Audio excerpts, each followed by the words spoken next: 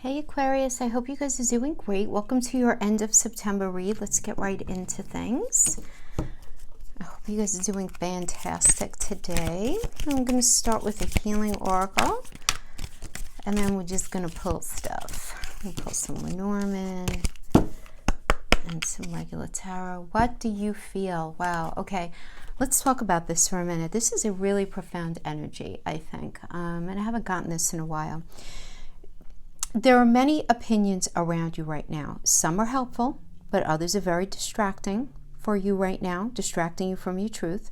And even though it can be pretty helpful to hear the thoughts of others, when it comes down to it, you really do have to make your own decision. So, you have to make it based on who you are. And you guys are Aquarians, right? I mean, you guys are unique. You have to do you. You have to be you. No one's going to understand you better than you. So you really have to understand like how your path needs to be chosen, and that someone else can't be the source of your decision-making power without negative repercussions for both you and for them in the long term, right? So this energy comes to you because you've become swept up in the thinking of something, thinking something through, thinking about which way to go on a matter of importance to you. And I feel like you've gotten stuck a bit in the logic of a decision-making process, right? But sometimes we have to accept that any path is a path forward. And if it's not the best path, we can change our approach later on if we need to, right? And if we're slightly off base with a decision, life will, beautiful thing about life, will shift us onto, the path that we're actually meant to be on. Right? It's going to bring you back on track. You don't have to be perfect right now. In fact, there's rarely ever a perfect choice, right? There's not. Just some honor our souls a bit more than others, right? I mean, if we're really honest. So sometimes we can really only know in hindsight if we made the best choice, right? Possible in that moment for us. But at the time of decision making, we only really have our internal wisdom to rely on, right? And what we can see subjectively, right? And that's really all that you need right now, because this is telling you that you really don't need to push, to punish, to traumatize yourself with possible choices, because this is the kind of energy where it's like just making a choice is going to set things in motion. But the best way to catalyze the situation you're in is to bring about healing change and really stimulate what you really want, your creativity, right? What inspires you? What energizes you, right? This is about you enjoying your approach to life, right? And it's the need, though, to make a choice based on what feels right to you right now. Like, what do you feel right now? And then you have to just kind of go from there. And that's what this energy is. So it does seem like you have this big decision that you're working on. So it could be work, relationship, some sort of family situation for sure. Yeah. Powerful energy for you guys, yeah. And I feel like it's powerful because, listen, this is the thing. You guys have had the stellium in your 12th house. Saturn this week at the end of the month, Saturn's coming out of retrograde. So you're finally going to have this kind of breakthrough when it comes to what it is that you really want. So this is like a very, very serendipitous that you got this.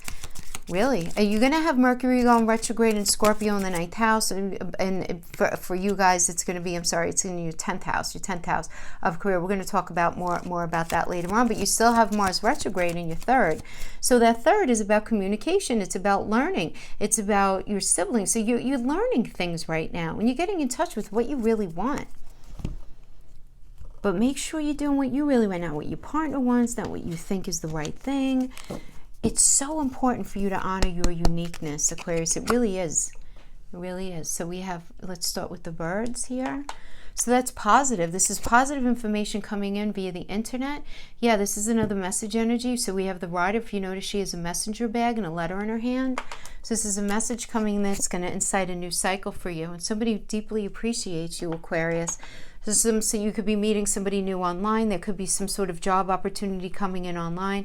As these flowers indicate a sense of appreciation for who you are and for what you have to offer. So there's this information coming in to indicate this to you. So you're going to be moving. So some of you may be making changes from what you're doing right now. So this could be indicative of perhaps you're meeting somebody new online relationship-wise, or you've come across a new business opportunity or employment opportunity and you're getting it. you're deciding to go and meet this person for the first time. If it has to do with relationship, if you're already in relationship, this indicates that something is going to be happening. Some sort of good communication is going to be coming in that is going to be very much appreciated. That's going to incite. It's going to incite a new cycle, because the rider energy is indicative of a new cycle. But the ship means there's movement. There's movement. So you could be moving for work. You could be changing homes. You could be moving away from a relationship to a really nice, like maybe a not such a great relationship to a really nice one. But whatever it is, man, is it going to bring you some peace? I really don't even need to go. I mean, we have the anchor. That's what you want. So you're going to be getting some information is going to be coming in at the end of this month. And that doesn't surprise me, because flipping Saturn is finally coming out of retrograde. Really good message, though. This is good. Good. We have no negative energies in Lenormand for our Aquarius friends. So we love that. So we're going to pull 4 spaces. I'm going to do 4 rows, rather. And we'll pull 4 cards for each. Where you're at now, what your challenge is, what the near result is going to be, and what the future is going to be. I've been telling all the signs. I get the funniest long email from one of the viewers. It cracked me up. I mean, it was just this whole explanation, like, why do we need to know about our past? Why do you pull a line for our past? I'm like, okay, point taken. No worries. I just loved it. Why do we need to know? We all know where we've been. Okay. That's true, right? Look at it like that. All right, so let's pull 2 for each. We have we have 2 nice major arcanas. We have the Moon and the Empress. So yeah, definitely doing some deep introspective thinking and really not telling anybody what you're really feeling, what you're really focused on. But the Empress is all about, she's the mother of the zodiac, the tarot. So Venus energy. So what is Venus? Venus is everything that we value. It's money, it's our self-esteem, it's love, right? It's everything that we value. But the Empress is perpetually pregnant. So it really is about growth in things that we value. And you're going to be doing some very serious thinking, Aquarius, about what do you value? I mean, that really is the Moon with the Empress energy, right? What do you need to grow? What do you need for that, right? It's a beautiful, I mean, I like this combination. Now, the Moon is voluntary changes, trusting your intuition. Now, the Moon could also indicate unseen problems. It's something that you may not see right now, and that's okay. You can't not do just because of the potential of you not. There's stuff that we're not supposed to see until we're in the throes of it, for goodness sake, right? But the Empress is about fertility and creation, right? It's about abundance. Some of you may be, be careful, I do want to say, because the Moon is Luna, which does represent mother, and we have the Empress, which is about fertility, creation, pregnancy. So for those of you, it doesn't matter, male or female, be careful. If you are, if you're in a space of being sexually active, if you're not in that space in life where you're actually ready or wanting to have a kid, just know that this energy is very like popping out to me. I feel it like in my back is hot. So just saying, if you do, awesome, go for it. We have the 2 of Wands energy, and we have the Queen of Wands. So a lot of wands, lots of sizzly wands here. So I can see why that might happen here. But 2 of Wands is waiting for results. And this is recognizing that you need to make a choice, really, right? But it's a good one. I mean, this is Mars and Aries. So there's that warrior planet in this energy of, okay, it's time to take a new path, a fresh perspective. The whole world is out there right in front of you. It's time for you to jump into it. And then we have the Queen of Wands, which is very confident, very self-assured, very free-spirited, very lusty. To have that with the 2 of Wands is just such a fantastic energy. So some of you may be really grabbing into this idea of, I want to just open this business. I want to change my major in school, and I want to just go in this whole other direction. Feeling so excited about it, Aquarius. Or meeting somebody, maybe meeting somebody online, right? Because we get the birds. I always get like a social media kind of online connection kind of vibe from that energy. So maybe you're meeting somebody online, you're really attracted to them, and you guys are like going out on your first date or whatever it is, but you're in the space where maybe you're waiting for them to call you back, or you're waiting for something, but you're making this decision within this relationship or this job. Whatever it is, it's something new that's coming in that you're going to need to make a decision. Or you may be stuck in something old and you're being pushed for this new beginning. I mean, obviously that could be it, because with the moon and the Empress, we could also understand that is that you are very much doing a lot of restructuring of what it is that you want for your life in the moon energy, focusing on building and creating yourself in the Empress energy, very focused on any sort of new opportunity, but you might be waiting for the results for that job, for that whatever to come in, right? But it being this beautiful idea that's going to be moving you on a new path with the Queen of Wands there, feeling very self-assured. Now, the challenge here is we have the Four of Cups and the Knight of Swords. So the Four of Cups is feeling very apathetic about something, feeling very unfulfilled. There being some surprises that are just popping up. So you might be dealing with like a challenge could be like things popping up that you weren't expecting. Oh, and then we had in the moon the unseen problems. So that makes sense. So something might be popping up. It doesn't have to be a big deal, because the Four of Cups is a minor arcana. So I don't feel like if it was another major arcana, I'd say, okay. Like if this was the High Priestess energy with the moon, I'd say, oh, you know. But something's going to be coming up that's just going to pull you a little off course for a minute. It just says, and you're going to end up having an argument with somebody or something, because we have the Knight of Swords. But the thing is, how do I explain this? Because the Knight of Swords, while it's somebody who is, obviously it's a very verbal energy, it's somebody who's fast talking, somebody who could be rather manipulative, sharp with their tongue, you know, so it can incite that kind of sort of like nasty kind of argument. The Knight of Swords also incites a lifestyle change. So like the argument results in some sort of lifestyle change. But the fact that you're feeling kind of apathetic, Aquarius, I have to tell you, I feel like something's a long time coming. Something's been a long time building up. Like you haven't been liking what you've been doing in a certain area of you that you really like feeling good about it for a long time. And then we have it's working with the Chariot energy, which is all about, you know, but this is the challenge for you, right? Because it's the well, arguments are always a challenge, for goodness sake, aren't they? Hold on. You know, having that Knight of Swords energy for sure.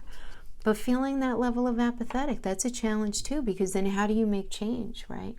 In that space. But the Chariot this is a challenging energy for you, because this requires action and change, right? This requires a new journey. This requires moving away from toxicity to that metaphorical home space, to that Cancer energy. That's what it is. The Chariot is connected to Cancer, which is that fourth house of home, roots, family, safety, you know, where you're supposed to be, even if it has to do with a job, right? That metaphorical sweet spot of like feeling like you're doing what you're supposed to be doing. And then we have the Judgment energy. Yeah, okay. So this is about clarity and a final decision and a wake-up call. And a wake-up call to what your life's purpose is. So we could apply this to career. We could apply this to relationship.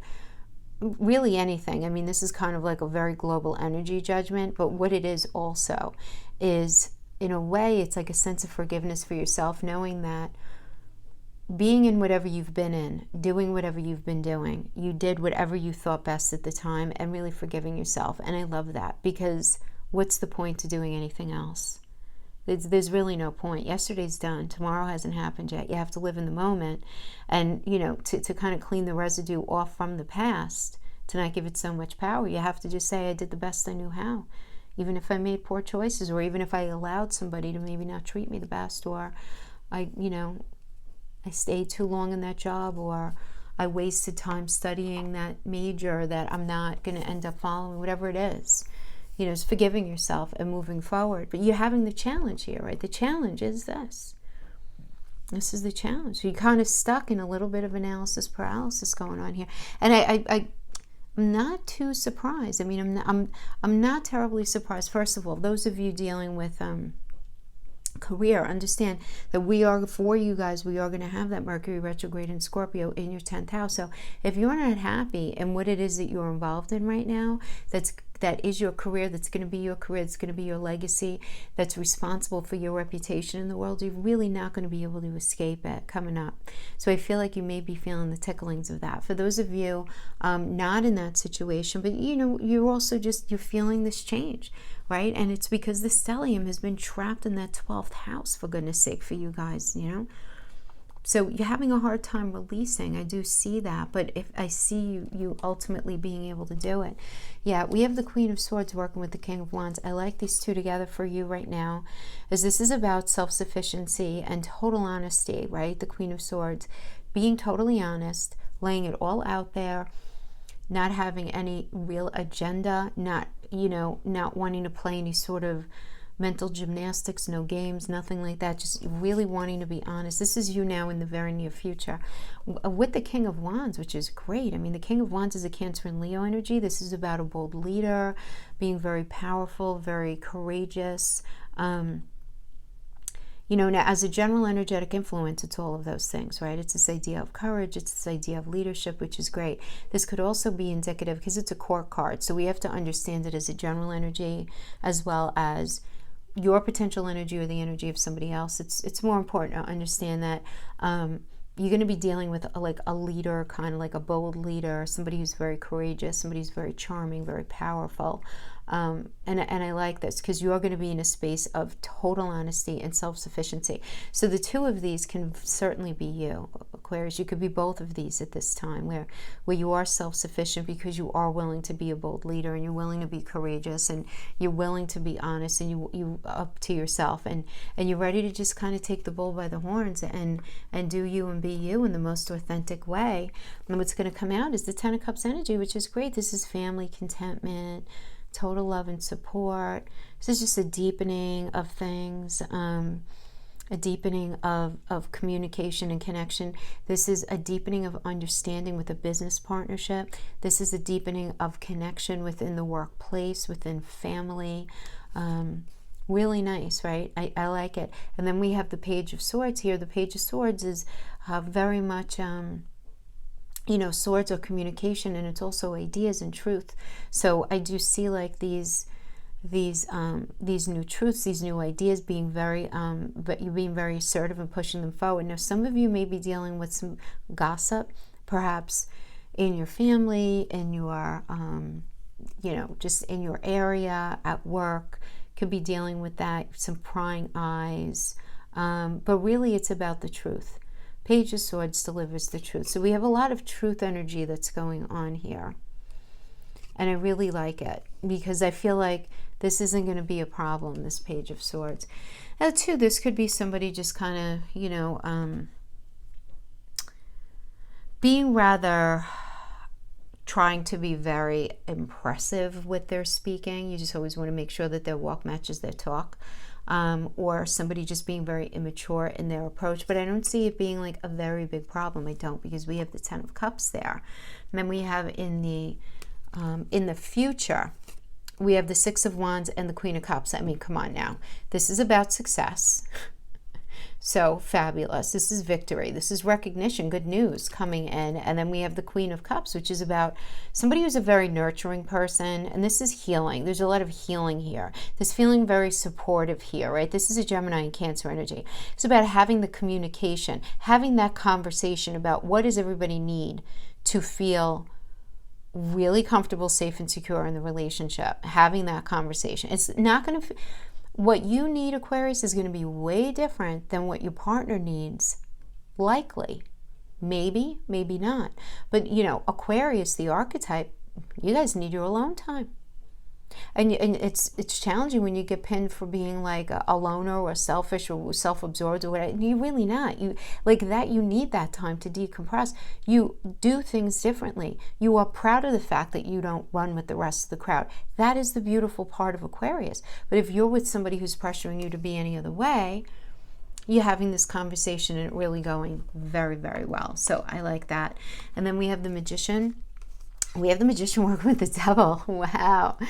You know what? This is getting over whatever imbalances have been going on. Where's the imbalance been? Aquarius, where's it been? I mean, that's what it is. The devil is about addiction, greed, envy, materialism, obsessions, sexual lust, anxiety, depression, unchecked and untreated. This could be too much gaming, spending too much money, anything that's going to create imbalance in the relationship, that's going to be a problem. That's all the devil is. And not all, but I mean, it's this unequal kind of thing. But you guys are going to be having this conversation. What I like about the Magician with this is you're going to be communicating what you need to do, because the Magician is Mercury. And Mercury rules the 3rd and the 6th house. The 3rd house is Gemini, it's the landlord, which rules communication. It's about conversations, email, text message, phone call, good old-fashioned conversations, one-on-one.